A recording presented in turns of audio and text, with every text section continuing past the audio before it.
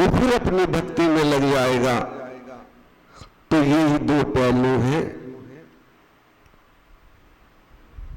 भक्ति की। इसीलिए कहा है कि भक्ति स्वतंत्र सकल सुख खानी और बिन सत्संग न पावई प्राणी। बिना सत्संग के भक्ति का मिलन नहीं होता। हम शास्त्र पढ़ ले, जितने मर्जी पढ़ ले, रख ले, लेकिन जब तक संतों का संग नहीं होगा उसका प्रभाव हमारे जीवन में नहीं आता। ये सच्ची बात है। प्रभाव कब आएगा? जब संतों का संग होगा। संतों के संग लाग रे तेरी अच्छी बनेगी। संतों के संग लगेंगे तो जीवन में अच्छी बनेगी। हमारे पे रूखा सूखा है तो भी अमृत जैसा उसमें स्वाद आएगा। और यदि संग नहीं है, कुसंग है,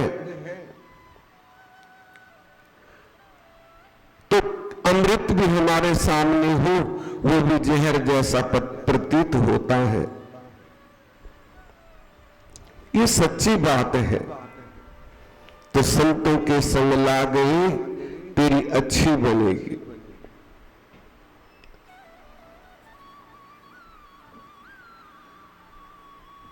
संतों का संग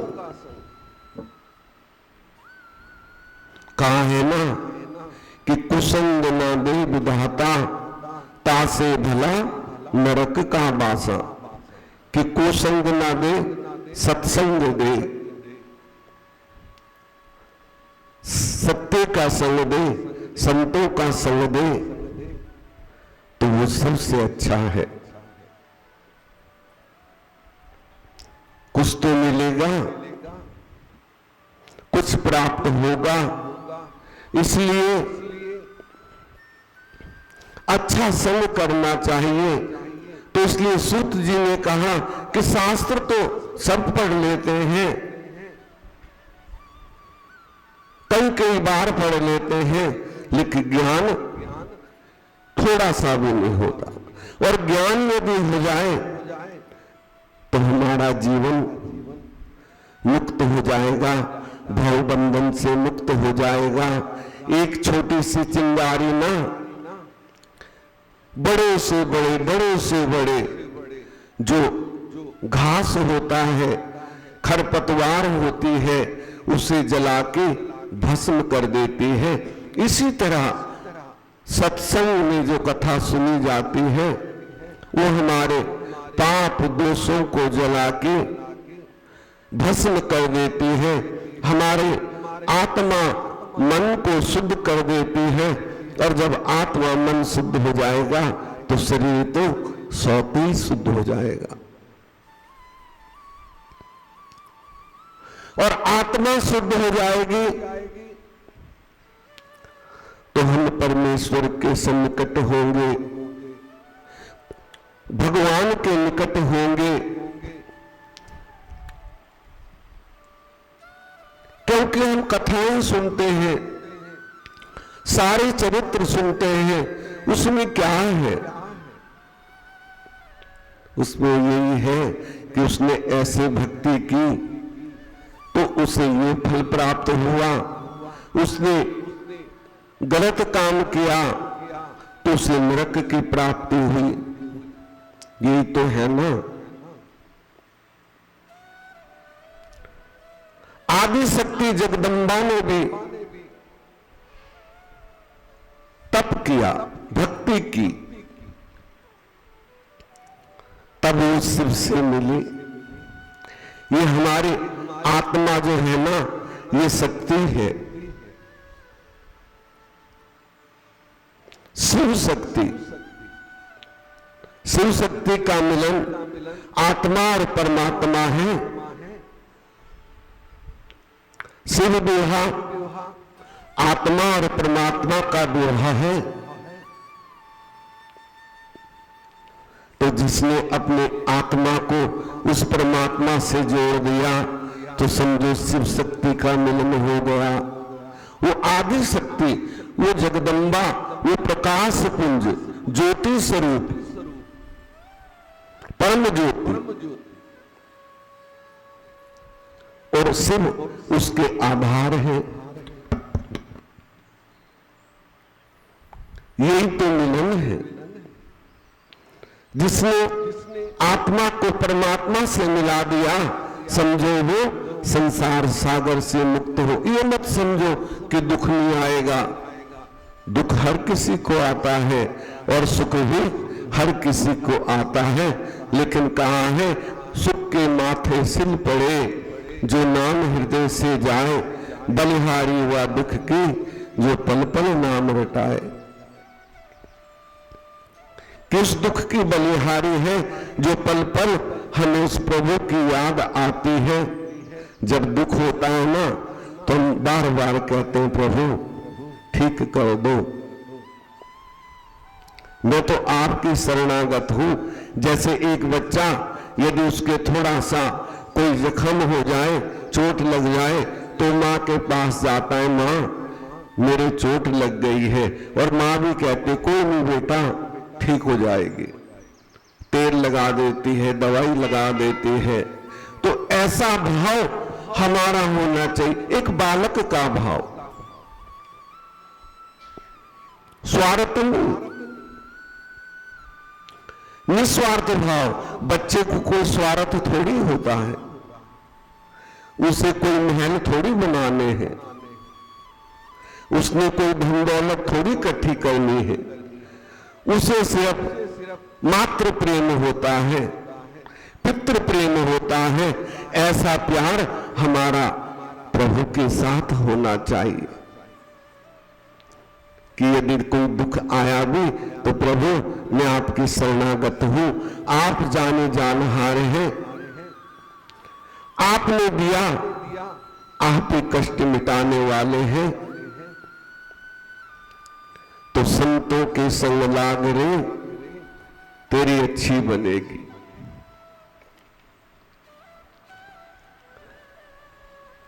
संतों के संग,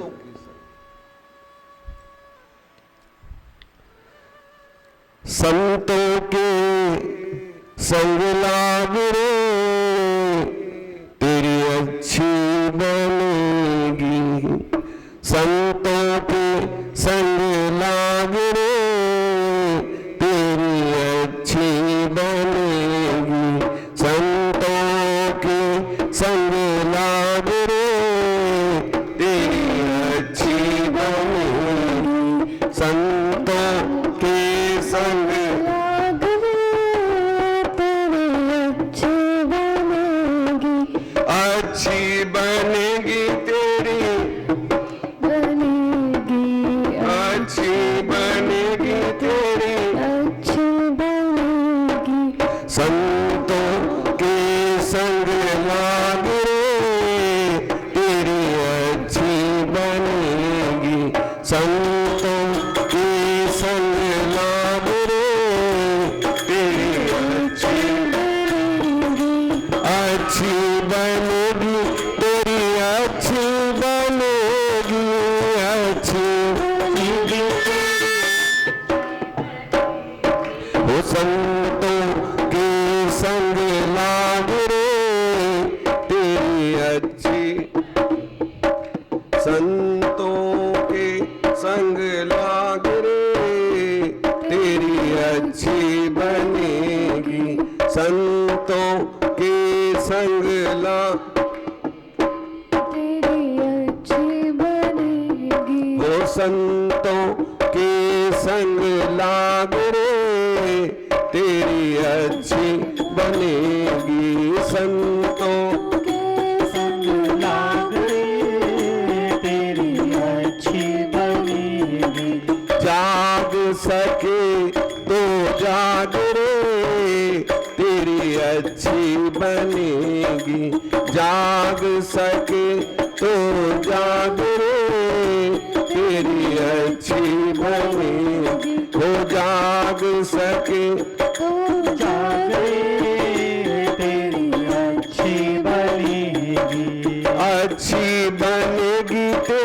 अच्छी बनेगी, अच्छी बनेगी तेरी अच्छी बनेगी। वो संतों के संग लाग रे तेरी अच्छी बनेगी, संतों के संग लाग रे तेरी अच्छी बनेगी। वो संतों के संग लाग अच्छी बनेगी।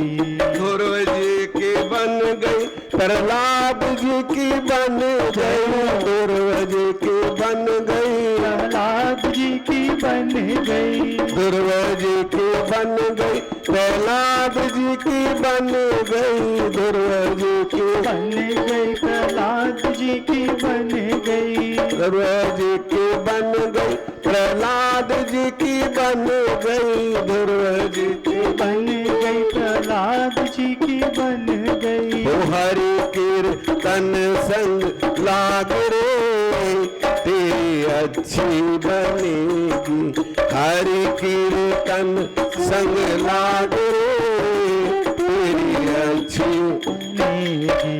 अच्छी बनेगी, तेरी अच्छी बनेगी, अच्छी बनेगी तेरी अच्छी बनेगी। वो संतों के संग लाग रे तेरी अच्छी बनेगी, संतों के संग लाग रे तेरी अच्छी बनेगी। संतों के संग लाग रे तेरी अच्छी बनेगी। संतों संग लाग रे तेरी अच्छी बनेगी। कागा से तो हंस बनाए, कागा से तो हंस बनावे। कागा से तो हंस बनाए, कागा से कोई हंस बनावे। कागा से तो हंस बनाए, कागा से कोई हंस बनावे। ओ मिट जाए दिल के दाग रे तेरी अच्छी बनेगी, मिट जाए दिल के दाग रे तेरी अच्छी बनेगी।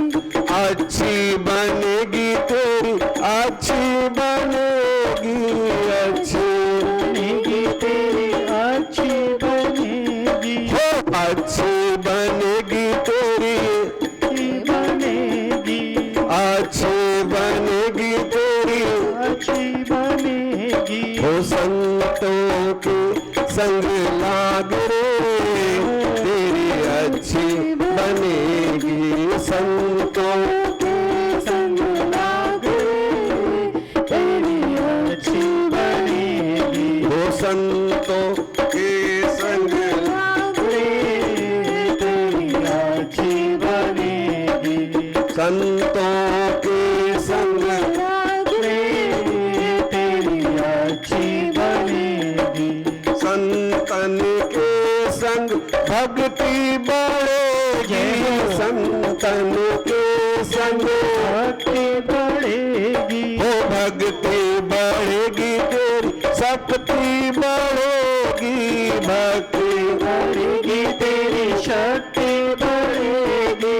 भक्ति बढ़ेगी, तेरी शक्ति बढ़ेगी, भक्ति बढ़ेगी तेरी शक्ति बढ़ेगी। ओ राम चरण अनुराग रे तेरी अच्छी बनेगी, राम चरण अनुराग रे तेरी अच्छी अच्छी बनेगी, तेरी अच्छी बनेगी, अच्छी बनेगी तेरी अच्छी बनेगी। संतों के संग लाग रे तेरी अच्छी बनेगी, संतों के संग लाग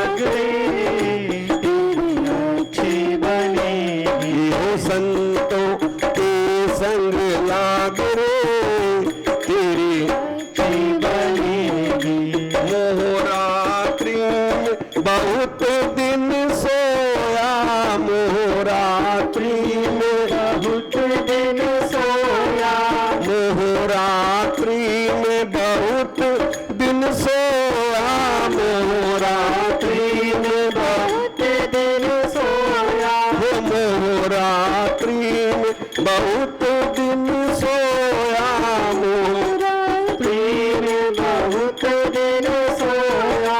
जाग सके तो जाग रे तेरी अच्छी बनेगी, जाग सके तो जाग रे तेरी अच्छी बनेगी। हो संतों के संग लाग रे तेरी अच्छी बनेगी, संतों के संग लागे तेरी अच्छी बनेगी।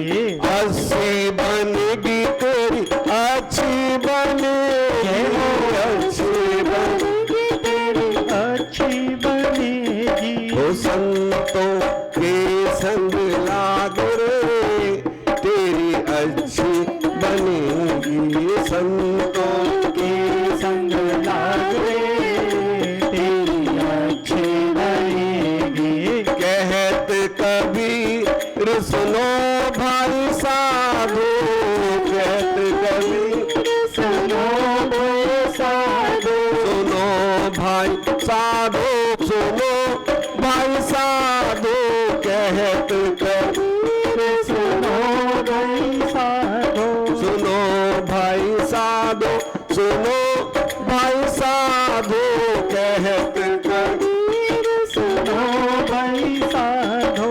होए तेरो बड़ भाग रे तेरी अच्छी बनेगी, होए तेरो बड़ भाग रे तेरी अच्छी बनेगी। हो संतों के संग लाग रे तेरी अच्छी बनेगी, संतों के संग लाग तेरी अच्छी बनेगी। अच्छी बनेगी तेरी अच्छी बनेगी, अच्छी बनेगी तेरी अच्छी बनेगी। ओ संतों के संग लाग रे तेरी अच्छी बनेगी, संतों के संग लागे तेरी अच्छी बनेगी। संतों के संग लाग तेरी अच्छी बनेगी। बोल सद्गुरुदेव महाराज की जय। जय जय श्री राधे, जय जय श्री राधे, जय जय श्री राधे श्याम। तो संतों के संग लाग रे तेरी अच्छी बनेगी। तो संतों का संग, संगत कीजिए संत की, जो गंधी का बास, और जो कुछ गंधी देते हैं तो भी बात सुहात।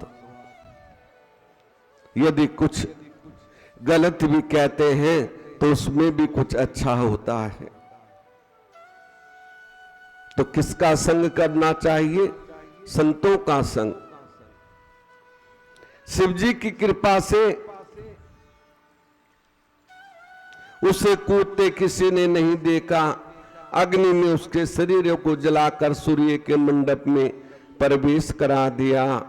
सूर्य ने उसके शरीर के विभाग कर अपने रथ पे स्थापित कर लिया, जिसके ऊपर का भाग रात्रि और दिन के बीच में होने वाला प्रातः काल और संध्या का समय हो गया। उसका शेष भाग पितरों की प्रसन्नता के लिए दिन का अवसान वाली संध्या हो गया।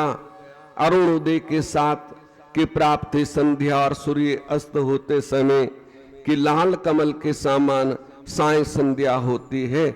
उसके प्राण को दयालु शिव जी ने अपने दिव्य शरीर में स्थापित कर लिया। उधर जब यज्ञ की समाप्ति हुई, ऋषियों ने तप्त स्वर्ण के समान क्रांति वाली उस कन्या को अग्नि में पड़ा देखा, जिसे मेधावती ने प्रसन्नता से यज्ञ के लिए विधिवत स्नान कर भली भांति प्रकार में से गोद में रख लिया और उसका नाम अरुंधति रखा गया। शिष्य सहित उसका अपने आश्रम में पालन करने लगे। उसका पालन पोषण हुआ, साथ की उसका विवाह कर दिया। पतिव्रताओं में श्रेष्ठ महापतिव्रता अरुंधति वशिष्ठ जी को पाकर उनसे रमण करने लगी, जिसके द्वारा सप्त आदिक श्रेष्ठ पुत्रों की उत्पत्ति हुई। सूत जी बोले, हे ऋषियों, जब इस प्रकार प्रजापति ब्रह्मा जी ने कहा तब उसके वचनों को सुनकर नारद जी आनंद मग्न होते हुए बोले कि ब्राह्मण, आपको धन्य है, आपने इस दिव्य कथा को मुझे सुनाया है। हे धर्मयज्ञ, अब आप मुझे वो बताइए कि जिसके आगे संध्या ने और क्या तप किया। सूत जी बोले कि जब वो इस प्रकार नारद जी ने ब्रह्मा जी से पूछा तो उन्होंने कहा कि हे विपेंद्र, जब संध्या को देखने मात्र से शिव जी ने मुझ सृष्टिकर्ता को बहुत फटकारा, तभी मैं शिव की माया से मोहित हो उनसे ईर्ष्या करने लगा। ठीक है ना, क्योंकि देवताओं में भी विवाद चलता रहता है। जैसे हम संसार के मानव हैं,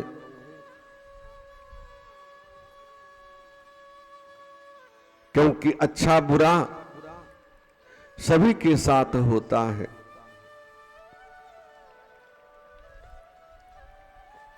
मुझे सृष्टिकर्ता को बहुत फटकारा था, तभी से मैं शिव से मोहित हो उनसे ईर्ष्या करने लगा था। मुझे ईर्ष्या हो गई क्योंकि ये तो योगी हैं, भूतनाथ हैं। इनको तो किसी चीज की जरूरत नहीं है, जो कुछ है वो भी लोगों को बांट दिया। धन धन भोलेनाथ, तुम्हारे कमी नहीं खजाने में, और 3 लोग बस्ती में बसा दिए, आप बसे वीराने में। आप शमशान में रहते हैं, क्योंकि वो जानते हैं कि संसार में कुछ भी अपना नहीं है। लेकिन हम उसी में लगे रहते हैं कि 1 के 2 हो जाएं, 2 के 100 हो जाएं, 100 के लाख हो जाएं, लाख के करोड़ हो जाएं। बस इसी में लगे रहते हैं। एक मकान हो गया, दूसरा बन जाए, दूसरा बन गया, तीसरा बन जाए। संतुष्टि नहीं होती, रहने वाला कोई नहीं है। रहने वाले 2 प्राणी हैं, लेकिन कोठियां इतनी बड़ी बड़ी, घर हैं लेकिन संस्कार नहीं है। बच्चों में पढ़ाई है, संस्कार नहीं है। उस पढ़ाई का क्या करोगे जब संस्कार ही नहीं होगा। ये सच्ची बात है। पहले पढ़ाई थोड़ी होती थी, लेकिन संस्कार बहुत अधिक होते थे। लेकिन अब पढ़ाई बहुत है, बड़ी बड़ी किताबें पढ़ लेते हैं, लेकिन संस्कार नाम की कोई चीज नहीं है। क्या कोई सभ्यता नहीं, कोई संस्कार नहीं। हाँ, जो अच्छे परिवार हैं, जो अपने बच्चों को सिखाते हैं, उनमें जरूर होगा, क्योंकि धर्म का लोप तो कभी नहीं होता है, चाहे जो मर्जी हो जाए। लेकिन अधिकांश संस्कार खत्म हो गया। कोठियां बड़ी बड़ी हैं, लेकिन पूछने वाला कोई नहीं है। पहले छोटी सी बात हो जाती थी तो सब इकट्ठे हो जाते थे, किसी के चोट भी लग गई ना, किसी के कुत्ते की भी चोट लग गई तो भी लोग पूछते थे कैसे लगी है। और अब कोई मरा पड़ा रहे तो कोई पूछने वाला नहीं है क्या पूछने वाला? ना पड़ोसी पूछता है ना कोई पूछ। तो कैसा संस्कार है? प्यार खत्म हो चुका। प्यार होना चाहिए। कहते ना मन मंदिर में बाबरे झाड़ू रोज लगाया कर। अरे वन मंदिर में रोज झाड़ू लगाया कर, इसे साफ किया कर, इसमें पोछा लगाया कर, क्लीन बिल्कुल। और भूखा तेरे पास पड़ोसी, तूने रोटी खाई क्या? पहले उसको पूछकर बाद में खाना खाया कर कि तैने खाया नहीं खाया। लेकिन आज कोई पूछता है? पहले ये संस्कार थे। कोई भूखा आ गया, पहले उसको खाना खिलाना। अभी भी है लेकिन बहुत कम, लेस मात्र। और ये खाने के टाइम पे कोई आ जाए तो पहले लोग अपने अभाग्य समझते थे कि चलो मुझे खाना खिलाना पड़ेगा। और अब कोई आ जाए तो हमारी माताएं बहनें सब तो नहीं है, कोई 10 में से 1 होगी जो प्रसन्न होती है। यानी 9 तो उनको बुखार चढ़ जाता कि अब इसके लिए रोटी बनानी पड़ेगी। ये ऐसे टाइम पे आ गया कि इसे भी खाना खिलाना पड़ेगा। चलो औखी सौखी खिला देती है 2 रोटी, फिर सोचते हैं कि जल्दी चला जाए यहां से, कहीं रुक ना जाए। ठीक है ना? तो ऐसी बातें कर देंगी कि मैंने वहां जाना है, वहां जाना है, मुझे लेट में तुम्हारे कारण रुक गई थी। तो अगला समझ जाता है कि कहने की जरूरत ही नहीं है।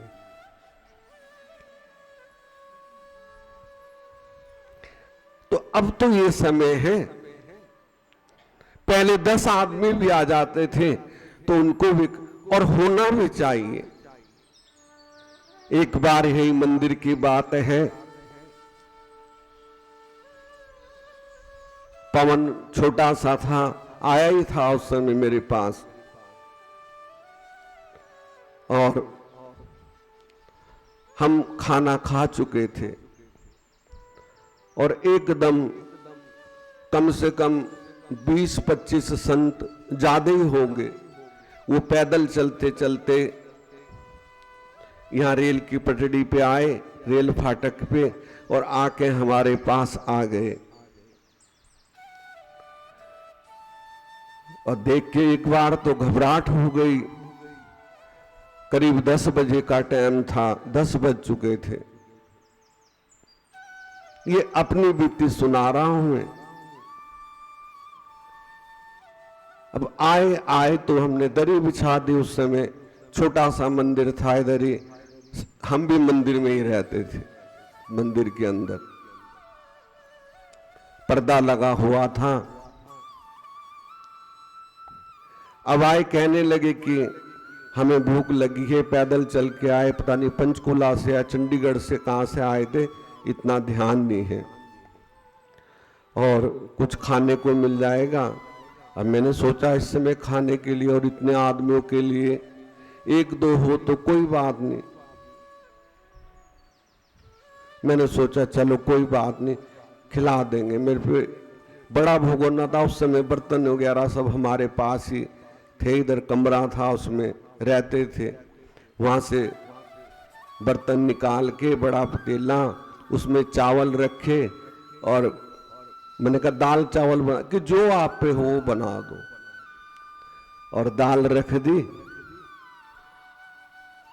भगवान साक्षी हैं। 1 घंटे में दाल चावल बना के मैंने उनको खिला दिया और बड़े प्यार से उन्होंने खाया। और खा के मैंने कहा आप लेट जाओ, कि नहीं लेटेंगे नहीं, हमने जाना है और पैदल ही जाना है, कहीं बहुत दूर उन्होंने आगे पता नहीं नासिक जाना था, कहाँ जाना था, और हमने जाना है और हमारी पैदल यात्रा है। तो बड़े तृप्त हुए खा के।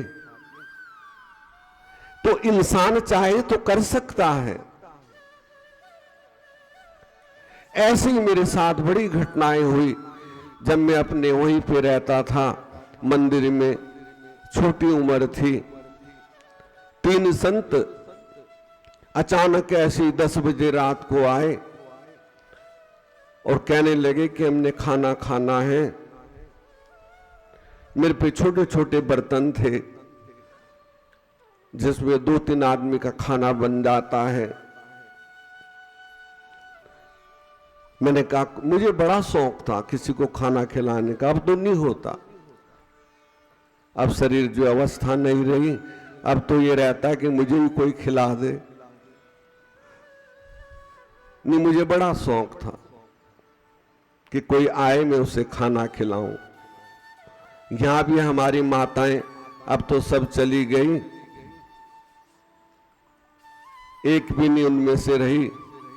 तो सामान इकट्ठा करके, कि उस समय कोई खाने वाला नहीं था, आता था और मैं महीने में एक बार 15 दिन में कभी कड़ी चावल कभी मीठे चावल बना के रख देता था। और सारी माताएं आती थी और शायद किसी को पता भी होगा, एक माता है हमारी जो बैठी हैं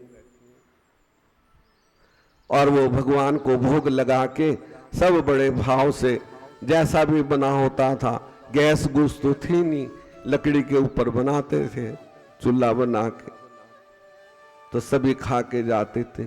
लेकिन अब तो होता ही नहीं। तो समय समय की बात है, ऐसे ही वहां पे भी मेरे साथ हुआ और उन्होंने भोजन करा और रात को ही वो चले गए और मैं उनके पीछे गया काफी दूर तक। पानी का नल था, उसके पास खड़ा हो गया और जैसे वो मुड़े, मुड़ते ही गायब हो गए, पता ही नहीं चला कहां गए। तो संत थे कि कोई देव थे या भगवान थे, ये तो परमेश्वर ही जाने। तो भाव में भगवान होता है, घटनाएं होती हैं, लेकिन हम समझ जाएं तब ना, वो सब कुछ देता है, वो सब जाने जानहार है।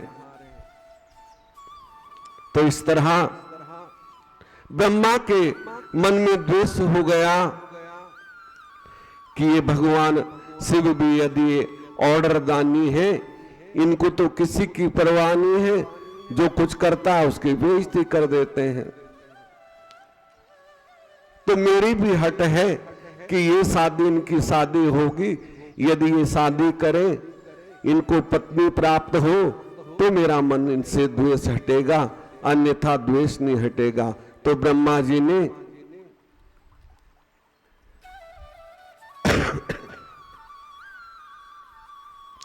ईर्ष्या करने लग गए, इस चिंता में लगे कि इसी के विकार में इन्हें अवध कर दिया। तब रति और मदन को देखकर मैं थोड़ा मदयुक्त हुआ। दक्ष आदि अपने पुत्रों के पास गया और उनसे बोला कि दक्ष और मरीचि आदि अपने पुत्रों से कहा, तुमको ज्ञान है कि स्त्री के देखने मात्र से शिव ने मुझे बहुत धिक्कारा था। देखने मात्र से, क्यों ईर्ष्या तो रहती है ना, और जिसने ईर्ष्या छोड़ दी वो तो पार ब्रह्म बन गया। तो देवताओं में भी ईर्ष्या रहती है। बहुत फटकारा था, जिसके दुख से मैं आज तक दुखी हूं, आज तक मेरा वो दुख नहीं गया है।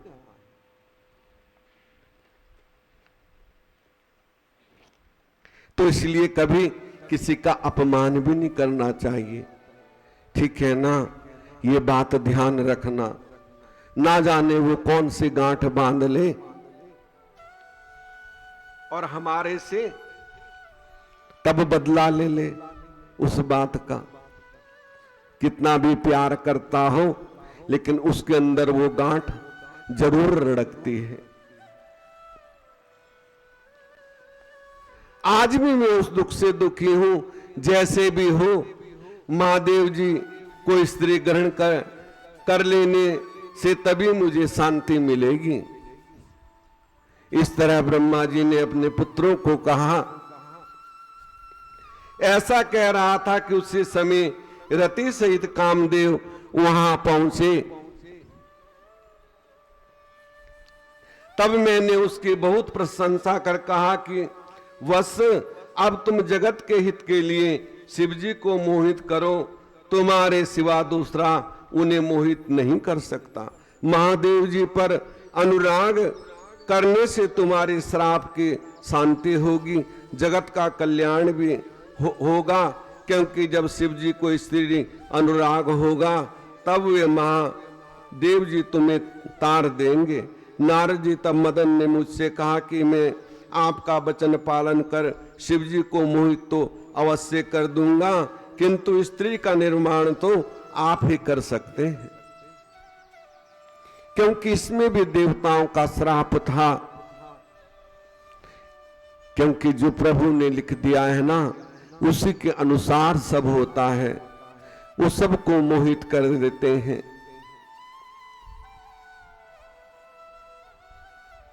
उन्होंने कहा कि तुम्हारा श्राप भी मुक्त हो जाएगा। तो कामदेव कहने लगे कि मैं शिव को तो मोहित कर दूंगा, लेकिन स्त्री का निर्माण आप करें। अपने प्रजापति दक्ष इस चिंता में पड़ गए कि किसके द्वारा उन्हें मोहित करें। फिर तो चिंताग्रस्त मेरी और उनकी श्वासों से सुरभित वायु निकली, उससे पुष्प समी भूषित वसंत उत्पन्न कर दिया, जिसकी पुष्पित कमल क्रांति पुष्पित ताम्रिस नेत्र संध्या उदित चंद्रखंड मुख और सुंदर नासिका थी। तब ऐसे श्रेष्ठ को अभिपूर्व देखकर निष्फल हुआ। तब हरि मुझसे बोले, पितामह ऐसा तुम क्यों करना चाहते हो? पहले अपना सब विचार सत्य सत्य कह दो। ब्रह्मा जी कहते हैं, तब मैंने कहा, सृष्टि प्रारंभ में जब हुई और छाती से धर्म, मन से काम और देह से प्राणी उत्पन्न हुए, तब उस कन्या को देखकर मुझे मोह उत्पन्न हो गया था। आपकी माया से मोहित होकर मैंने उस कन्या को कुदृष्टि से देखा। तब उसी महादेव ने आकर मुझे और मेरे पुत्रों को धिक्कारा, मेरे पुत्रों के समक्ष मेरी निंदा की। इसका मुझे बड़ा दुख है। हे केशव, अब वही स्त्री ग्रहण करें तब मेरा दुख दूर होगा।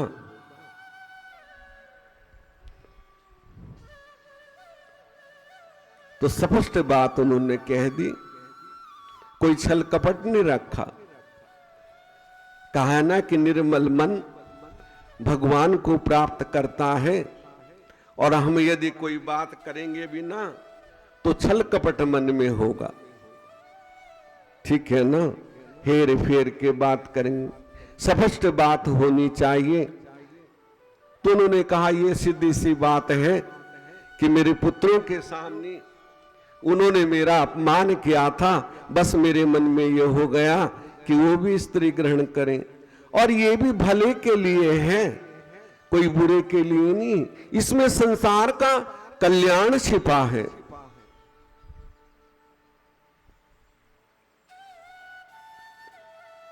नारद जी मेरी ऐसी बात सुनकर मधुसूदन हंसे और अपनी वाणी से मुझे प्रसन्न करते हुए बोले कि विधे, आप सब लोगों के कर्ता हैं, वेद वक्ता होकर ऐसे अमूढ़ मति वाले क्यों हो गए?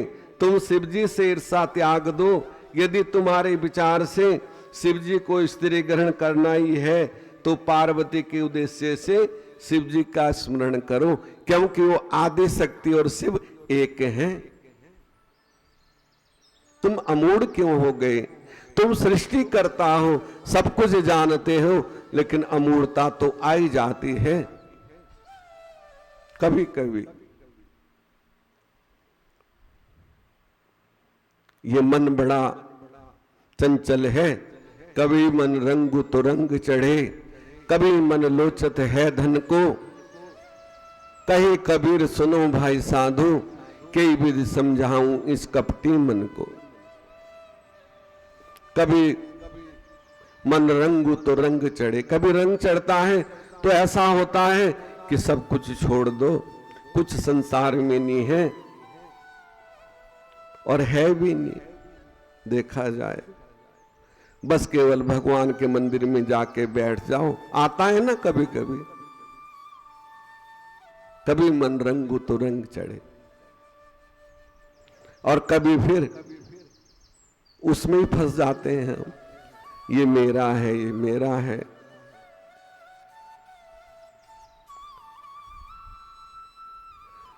तो हमेशा एक सा नहीं रहता, हर समय एक सा नहीं होता, और एक सा हो जाए तो फिर कहना ही क्या है कि रंग चढ़ गया तो चढ़ गया, दोबारे उतरे ही ना, और चढ़ जाए उतर जाए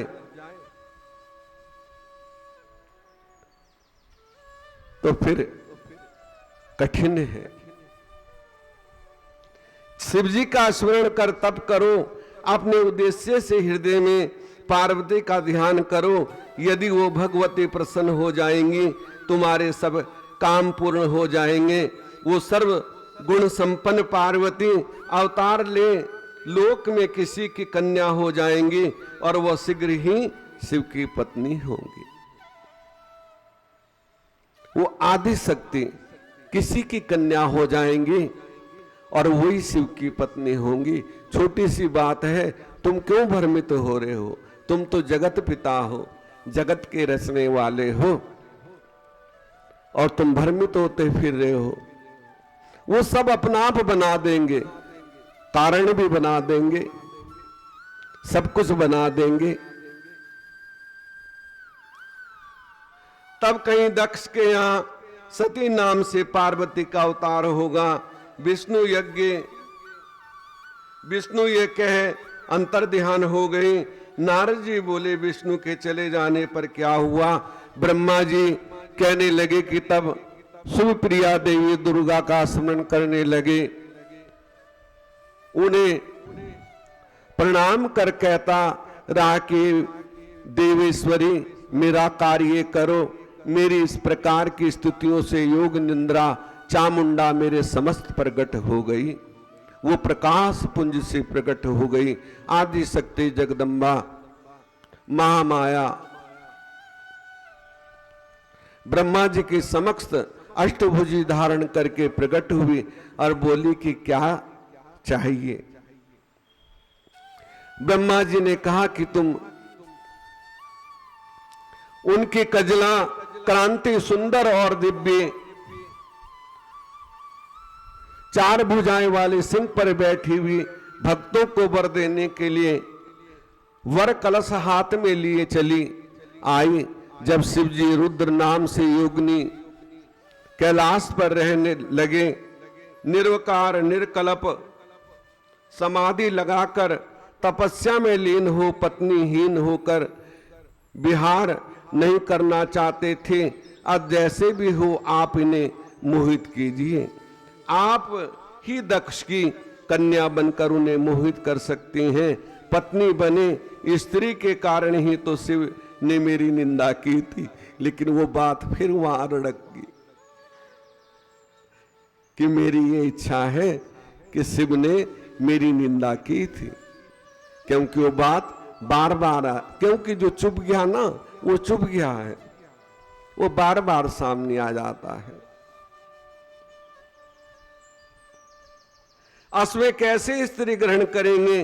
तुमको छोड़ क्या हमारे विष्णु आदि किसी से भी उनको मोहने की शक्ति नहीं। अतः आप दिव्य रूप धारण कर दक्ष की कन्या बन और योगी शंकर की पत्नी बन जाइए। क्षीर सागर के उत्तरी तट पर आपकी प्राप्ति के लिए दक्ष तपस्या कर रहे हैं। ब्रह्मा जी कहते हैं शिव मोहने का भाव हो गया, इसके लिए तुम मुझसे वो चाहते हो, भला निर्विकल्प शंकर को मोहने से तुमको क्या लाभ होगा, मैं तो सदैव ही उनकी दासी हूं।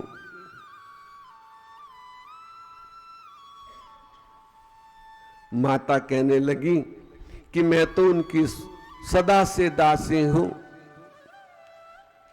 और उनका मेरा वियोग कभी नहीं हो सकता। तो इसलिए जो शिवलिंग है ना वो आधार है। मैं सुनाता हूं ना बार बार, ये बात समझने वाली है। उसमें शक्ति भी है, शिव भी है, कार्तिकेय जी, गणेश जी, सब कुछ है।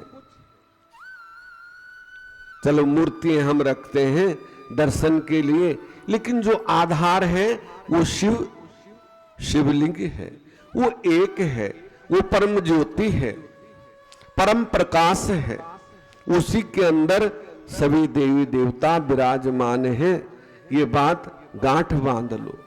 तुमने शिवलिंग का दर्शन कर लिया ना, बस सबका दर्शन कर लिया। थोड़ा सा, वो तो थोड़े से जल से प्रसन्न हो जाते हैं।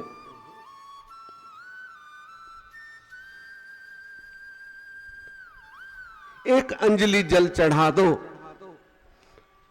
भाव सच, और जल भी ना चढ़ाओ, भाव से प्रणाम कर लो, भावमय जल चढ़ा दो, अपने अंतर आत्मा का जल अर्पण कर दो, तो भगवान प्रसन्न हो जाते हैं।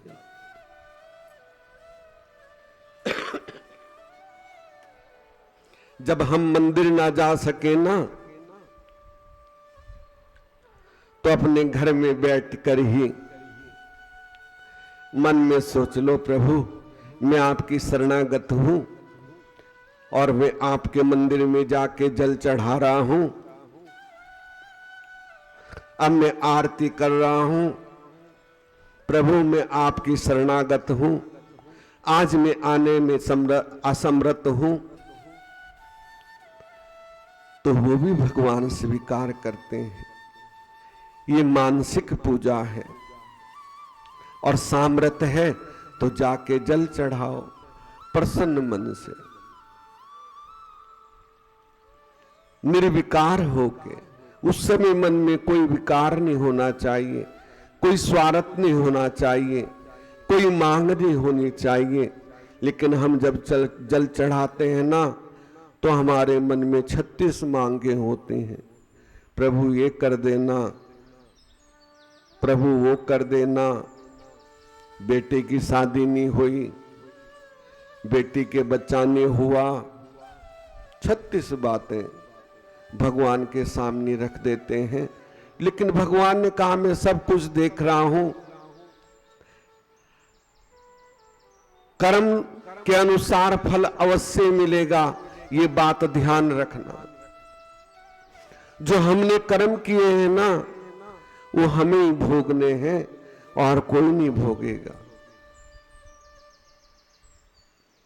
ना जाने हमने क्या कर्म किए जिसका हमें कष्ट हो रहा है।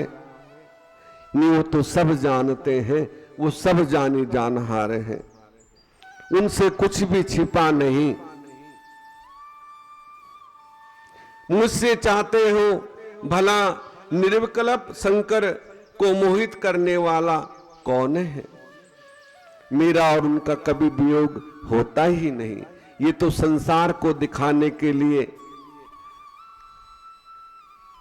संसार के लिए हम सब लीला होती है। देवी ने मन से शिव का स्मरण किया, फिर शिव की आज्ञा पाकर कहा, दुर्गा बोली, हे ब्राह्मण तुम्हारा कथन सत्य है, शिव जी को मोहने वाला कोई नहीं है। मैं इसकी शक्ति नहीं रखती, इसका प्रयत्न अवश्य करूंगी कि जिससे शिव जी मोहित हो अश्वें विवाह कर लेवें। मैं सती रूप धारण कर शिव जी की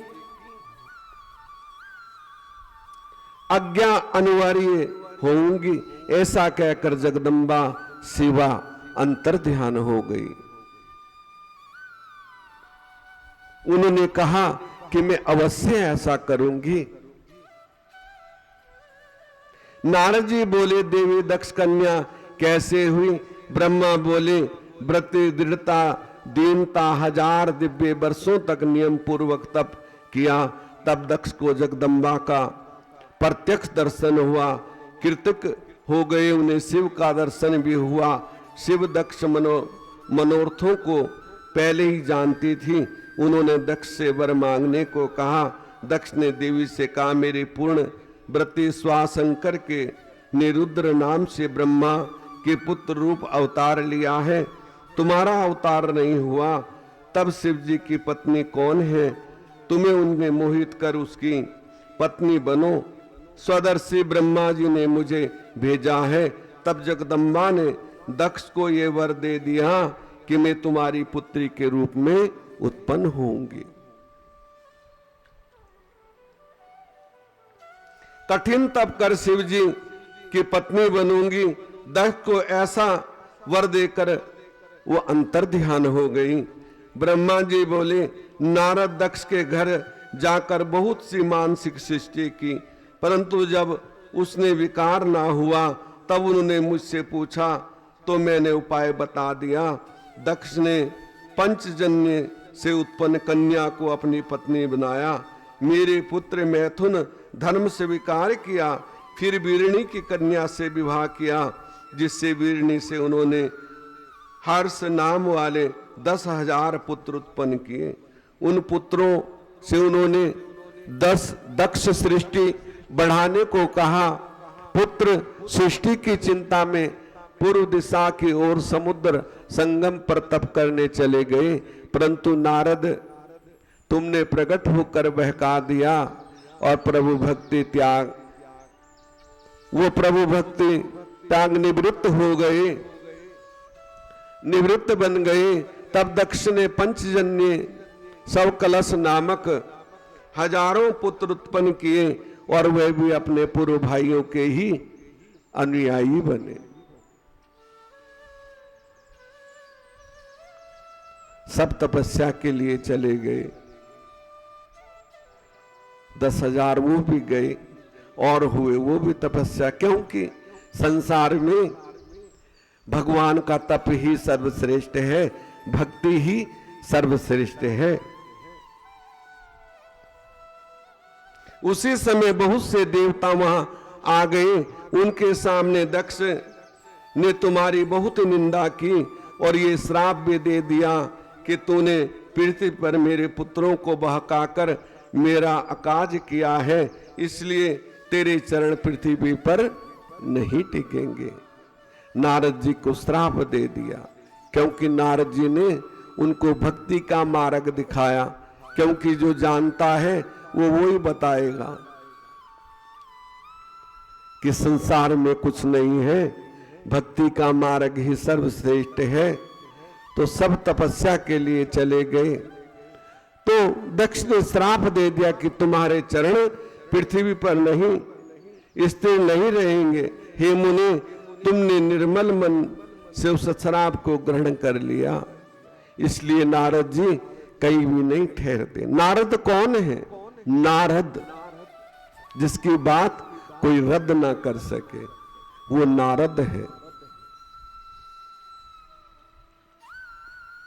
जो सहस विकार हो,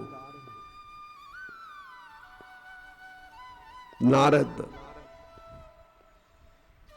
तो नारद जी की बात को कोई रद्द नहीं कर सकता। ब्रह्मा जी बोले, मुनिराज, मैं अपने पुत्र दक्ष के पास गया और उन्हें समझाकर उनका शोक तुम्हारे प्रति क्रोध शांत किया। पश्चाताप दक्ष ने अपनी स्त्री के गर्भ से सुंदर 60 कन्याएं उत्पन्न की और धर्म आदेश से उनका विवाह कर दिया। दक्ष कन्या धर्म को 13, कश्यप को 2, वृत्तिक को और केशव को और शेष गरुड़ को दे दी, जिनकी संतानों से तीनों लोक भर गए। ठीक है ना? हम कहते हैं ना कन्या कन्या, आजकल, और से हम कन्याओं का पूजन करते हैं। लेकिन अब तो चलो कोई बात सुनने को नहीं मिलती, लेकिन क्या करते हैं, चेक करते हैं और उसे पेट में ही मार देते हैं। कितनी बुरी बात है। कन्याओं से क्या वंश नहीं चलता? दक्ष की बात सुन लो, पुत्र तो तपस्या के लिए चले गए, लेकिन कन्याओं से ही उनकी वंश वृद्धि हुई है। अरे हम शास्त्र सुन के भी गलत काम करते हैं तो कैसे हमारा भला होगा? कन्या को मारकर फिर कन्याओं का पूजन करते हैं, धिक्कार है उस पूजन को।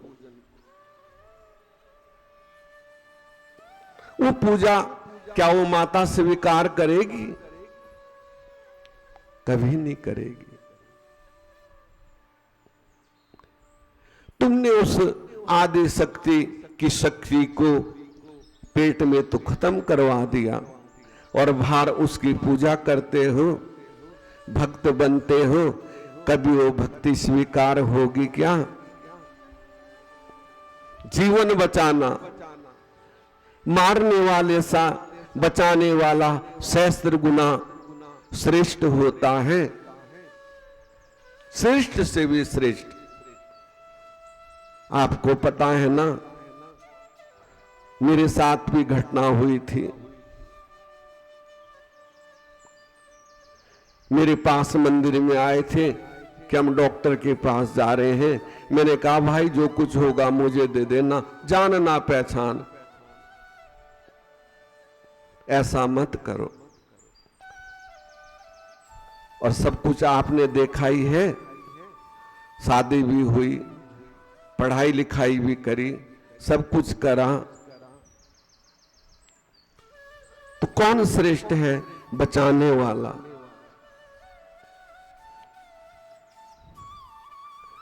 तो जो कन्याओं को मारता है, कभी उसका भला होगा क्या? अरे एक हो जाए, दो हो जाए, चार हो जाए, वो अपना भाग्य लेके आएंगी, अपने भाग्य का उनको अवश्य मिलेगा, कोई बात नहीं। लेकिन नहीं, उसे जो जीव हत्या करता है उसे नरक भी पीछे हट जाता है। उसे देख के नरक में भी उसे जगह नहीं मिलती है, ये बात ध्यान रखना। हां, अक्षमात कुछ हो जाए वो प्रभु जाने।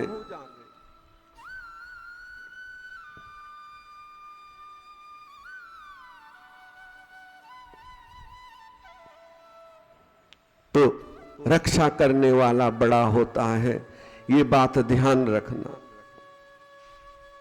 जो कन्याओं को पेट में खत्म करवा देते हैं, उनको कन्या पूजन का कोई अधिकार नहीं है। बात कड़वी है लेकिन सत्य है। वो बिल्कुल कन्या पूजन ना करें, उनकी पूजा कभी स्वीकार नहीं होगी, उल्टा दुष्प्रभाव होगा।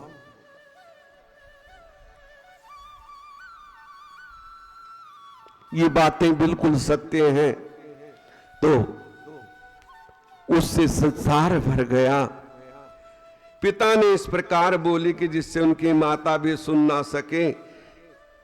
उसके बाद जगदम्बाई काका मन में ध्यान कर उसकी स्तुति की तो अनेकों कीड़ा करने वाली परमेश्वरी सबको मोहित कर अपने पिता से इस प्रकार बोली कि जिससे उनकी माता भी ना सुन सके। देवी ने कहा कि प्रजापति, तुमने कन्या के लिए पहले जो मेरी आराधना की थी उसके अनुसार तुम्हारा अभिष्ट सिद्ध होगा, तुम तप करो। दक्ष ने ऐसा कहकर देवी जी अपनी माया से बाल्य भाव धारण कर माता के पास जाकर बैठ गई। पिता से बात करके, क्योंकि कन्या, इसीलिए कन्या और पिता का प्यार बहुत बताया है। कन्या जो है पिता से सब बात कर लेती है, इतनी माता से नहीं करती जो पिता से कर लेती है। तो मां के पास बैठ गई और बाल्य रूप धारण कर लिया। बोली आदि शक्ति जगदम्बा माता की। बाल्य भाव धारण कर माता के पास जाकर बैठ गई और रोने लगी। तो उनके रुदन को सुनकर संबत बहुत सी स्त्रियां वहां आ गई और दासियां बड़े प्रेम से आई और उस अस्कनी कन्या का शिवा का रूप देखकर सारी स्त्रियां हर्षित हो गई तथा सारे नगरवासी जय जयकार शब्द करने लगे। दक्ष ने उसका नाम उमा रखा। वीरणी की माता ने विधिवत उस कन्या का संस्कार कराकर स्तनपान विधान से उसे दूध पिलाया और मात वीरणी ने महात्मा दक्ष से बड़े प्रेम से उस कन्या का पालन किया।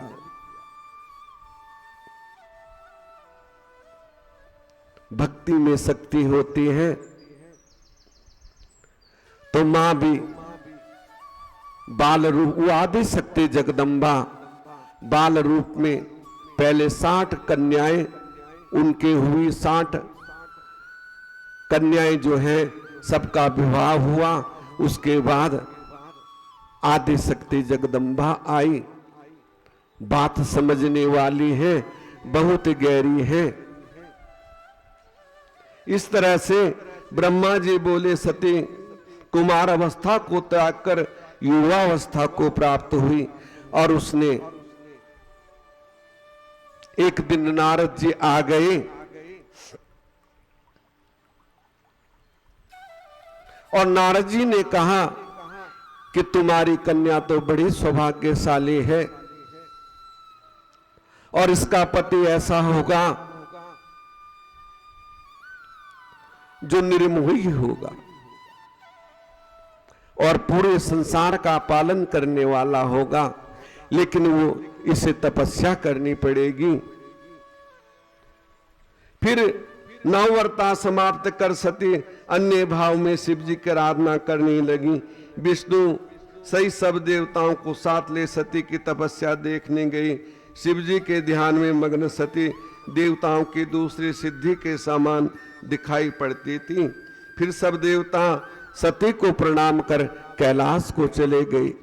लक्ष्मी सहित विष्णु सावित्री सहित शिव के पास गए और शिव जी को देख चकित हो सबने हाथ जोड़ स्तोत्रों द्वारा शिव की बड़ी स्तुति की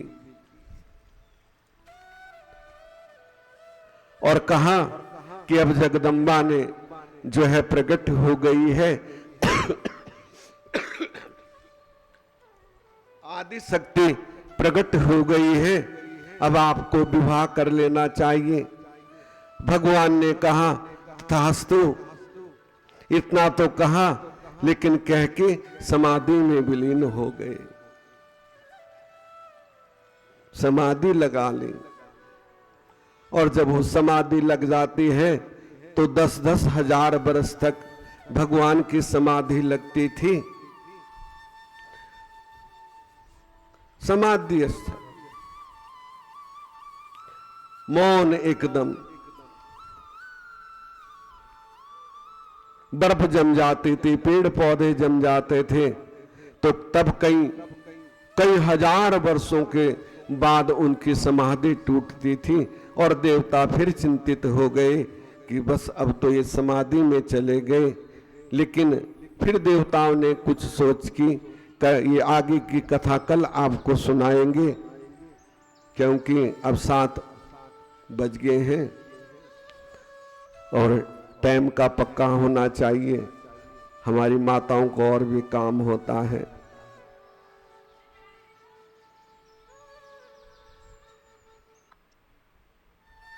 ऐसा प्यार बढ़ा दे मैया, चरणों में लग जाऊं मैं। ऐसा प्यार बढ़ा दे मैया,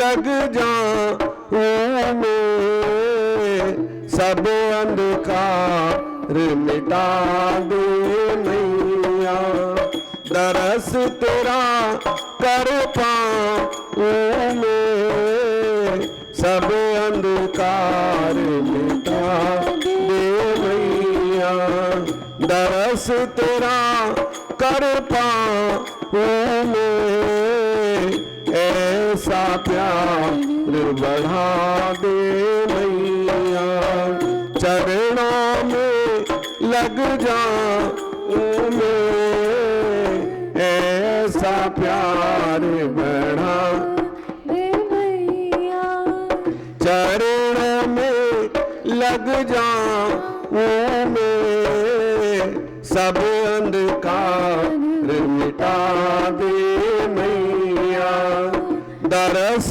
तेरा कर पाऊं मैं, ऐसा प्यार बढ़ा दे मैया, कर कृपा जगदम्बा भवानी, मैं बालक नादान हूँ, कर कृपा जगदम्बा भवानी, मैं बालक नादान हूँ, नाम जप तप आराधना जानू, मैं अब गुण की खान हूँ, नाम जप तप आराधे जानू, मैं अब गुण की खान हूँ, तुम हो अगम गोचर मैया, तुम हो अगम गोचर मैया, तुम हो अगम गोचर मैया, तुम हो अगम गोचर मैया, कहो कैसे लख पाऊं मैं, ऐसा प्यार बढ़ा दे मैया, चरणों से लग जाऊं,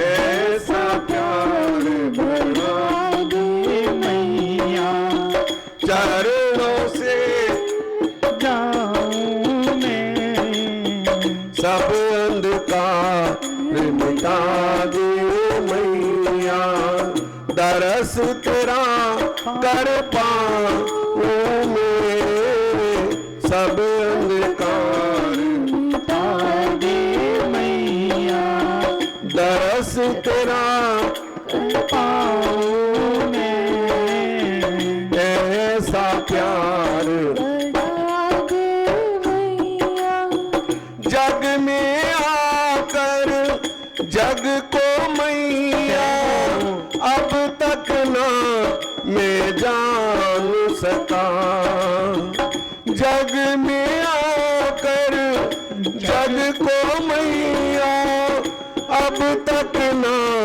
मैं जान सका, क्यों आया हूँ काहे जाना, ये भी ना पहचान सका, क्यों आया हूँ काहे जाना, ये भी ना पहचान सका, ये भी ना पहचान सका, तुम हो अगम गोचर मैया, तुम हो अगम गोचर मैया, तुम हो अगम गोचर मैया, कहो कैसे लख पाऊं मैं, ऐसा प्यार बढ़ा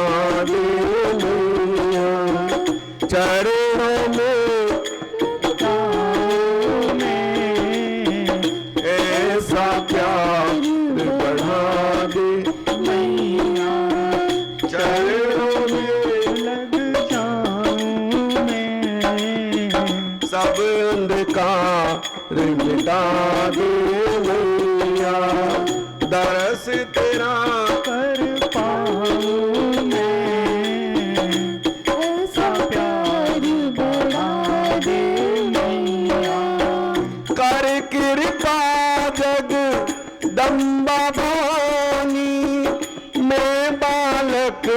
नादान हूँ।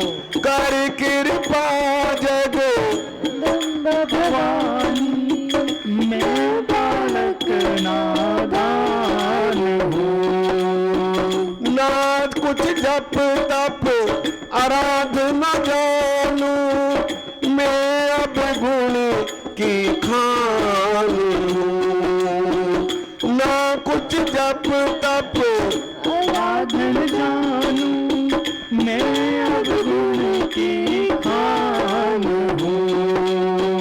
देसा वरदान है मैया, देसा वरदान मैया, सुमिरन तेरा कर पाऊं मैं, ऐसा प्यार बढ़ा दे मैया, चरणों से लग जाऊं मैं, ऐसा प्यार बढ़ा दे मैया, चरणों से लग जाऊं मैं। सब अंधकार मिटा दे मैया, दर्श तेरा कर पाऊं मैं। ऐसा प्यार बढ़ा दे मैया, मैं बालक तू मैया मेरी, निस दिन तेरी ओट है। मैं बालक तू मैया मेरी निस दिन तेरी ओट है। भीतर जो भी बाहर मेरे, खोट ही सब खोट है। भीतर मेरे बाहर जो भी, खोट ही सब खोट है। शरण लगा लो मुझको मैया, शरण डालो मुझको मैया, डालो मुझको मैया, डालो मुझको मैया। तुझ पे बल जाऊं मैं, ऐसा प्यार बढ़ा दे मैया, चरण से लग जाऊं मैं। ऐसा प्यार बढ़ा दे मैया, चरणों से लग जाऊं मैं। सब अंधकार मिटा दे मैया, दरस तेरा कर पाऊं मैं। ऐसा प्यार बढ़ा दे मैया, ऐसा प्यार बढ़ा दे मैया, चरण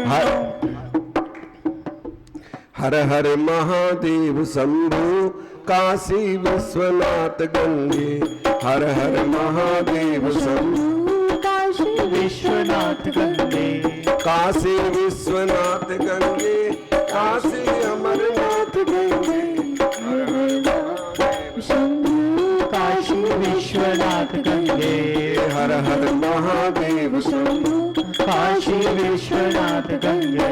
ए गोविंदा गोपाला, गोविंदा गोपाला, मेरो मुरली मनोहर नंद लाला, मेरो मुरली मनोहर नंद लाला, जय जय गोविंदा गोपाला, गोविंदा गोपाला, मेरो मुरली मनोहर नंद लाला, मेरो मुरली मनोहर नंद लाला, मेरो मुरली हरे नंद लाला। बोले शंकर भगवान की जय।